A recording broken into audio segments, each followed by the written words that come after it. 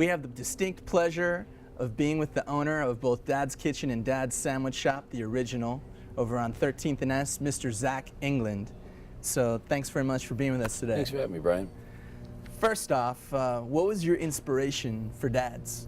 Oh, you know, it was funny because we kind of stumbled into it.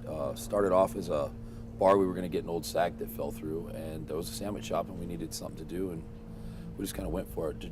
No experience, hadn't really done it before, and worked out great. You know, sitting in a lawyer's office with no name for a business, and decided to call it Dad's because they kind of needed one, and it's been going from there.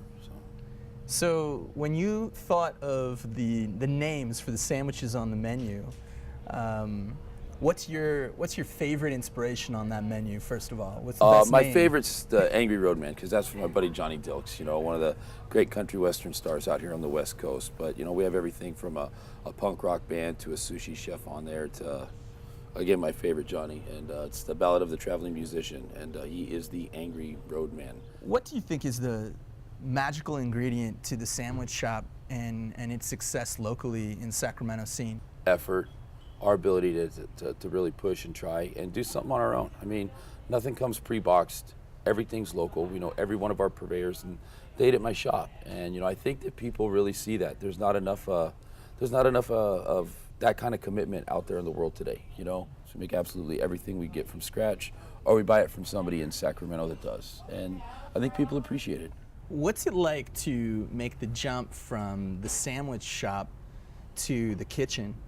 And what Anarchy. kind of anarchy? That's a good Yeah, one. I've never worked in a kitchen before in my life. I don't know what I was doing getting into this. I hired a chef and fell out with him 3 weeks into it, and I learned to run a kitchen.